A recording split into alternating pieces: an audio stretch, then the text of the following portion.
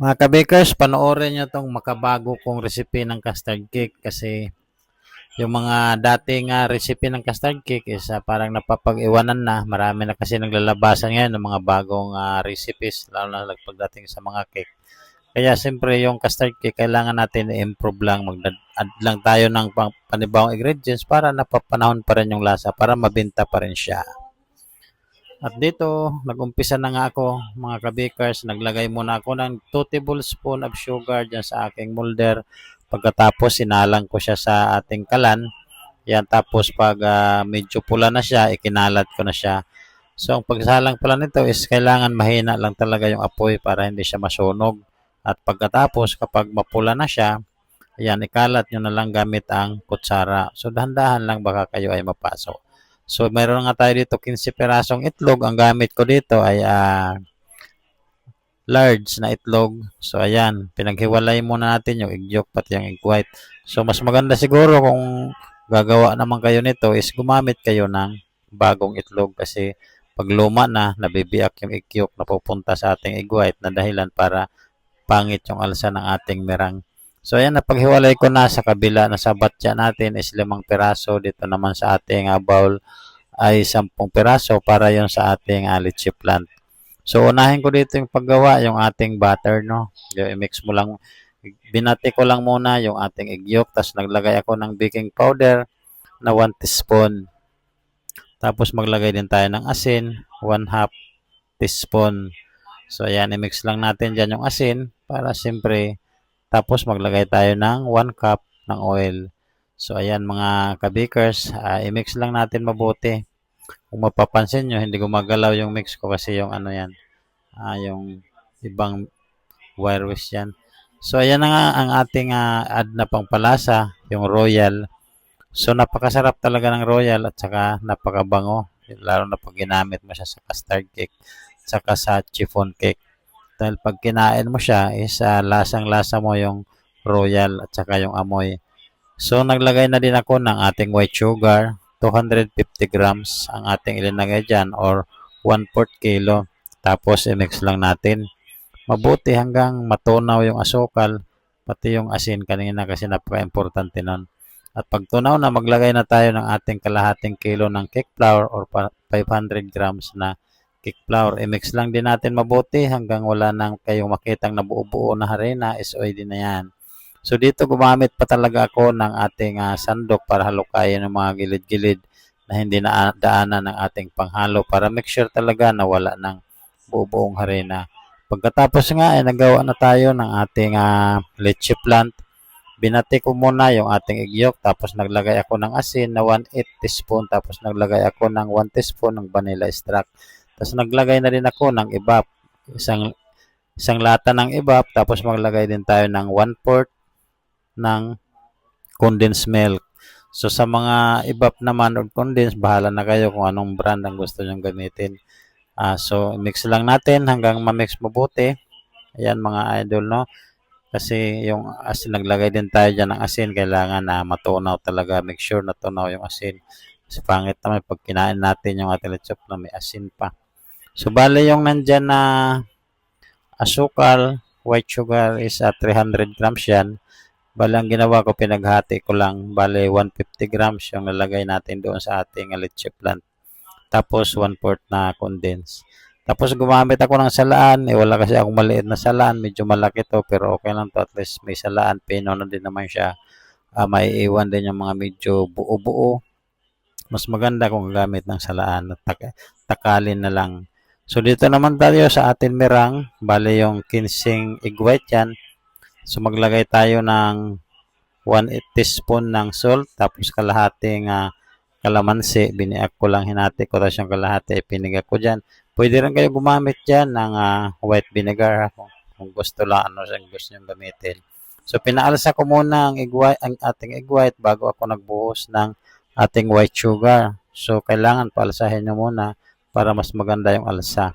So, hindi ko nga inubos muna at pag pangalawa, ayan, bali pangalawa ko siya ilinagay.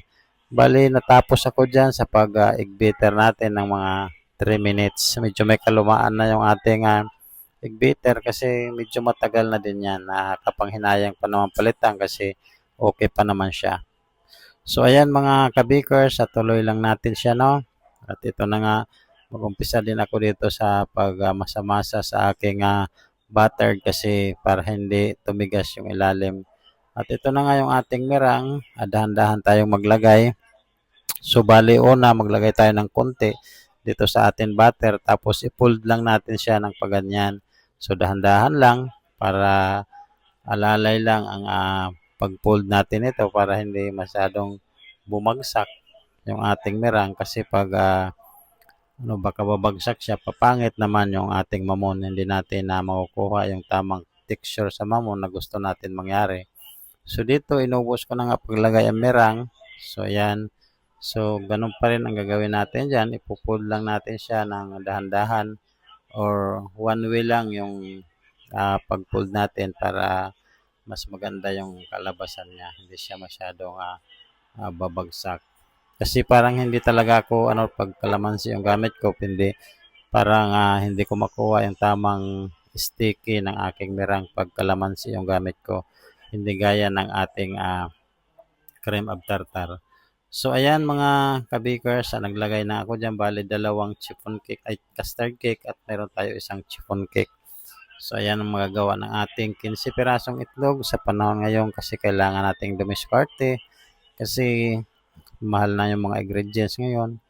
So hindi naman natin pwedeng taasan masyado yung presyo ng ating mga ganitong mga paninda kasi wala din bibili. Naintindihan na din naman natin yung tao kung ano lang yung kaya nila. So yun lang pinoprovide natin kaya din yung diskarte na lang tayo sa ibang pamaraan na hindi sila matalo, hindi rin tayo talo. So ayan, nag-add nga ako dyan ng cheese sa ating chiffon cake at nagpainit na din ako ng oven ng 180 Celsius tapos sinalang ko siya ng 15 minutes. Ang chiffon natin naluto na. Kaya nung medyo malamig na siya, in-slice ko na siya kagad para i-display na kasi hapon na din dyan. Bali panlast ko na to. Alas 2:30 na kailangan na bilihan. So kailangan ko na siyang ma-display. Kasi pag malate siya, mabubukasan na naman siya. Mas maganda kung medyo maaga-aga siya kasi pag bibili yung tao, medyo mainit pa konti. Gusto-gusto nila yung ganun pag medyo mainit pa. Huwag na nating hintayin pang lamig na lamig kasi hindi naman talaga gaanong marami. Kaya okay lang yun na kahit medyo mainit pa, banat na. Basta maganda lang yung pagkagawa. Kung mapapansin nyo, makikita nyo yung kanyang mamon is sa pagkaganda kung may pagkakulay orange dahil doon sa linagay natin. Tsaka hindi siya buhaghag, parang siksik yung kanyang mamon. Naluto na din ang ating custard. Palamigin muna natin konti bago natin tanggalin sa ating lanera. So ayan, napalamig ko siya ng 5 minutes at saka ito na nga siya. Okay na siya. Kaya slice na natin kahit medyo init pa siya konti.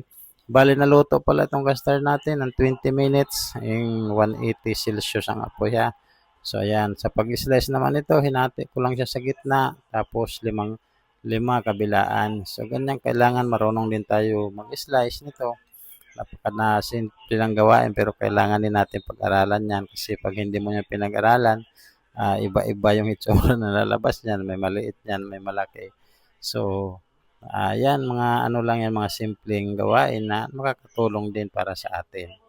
So, ayan mga idol, mga kabikers, linipat ko na nga lang siya at naghanap na ako ng aking mapaglalagyan para ma-display na din natin. May habol na natin dito sa ating custard cake. Sa totoo lang, yung ating chipon na nabawasan na rin.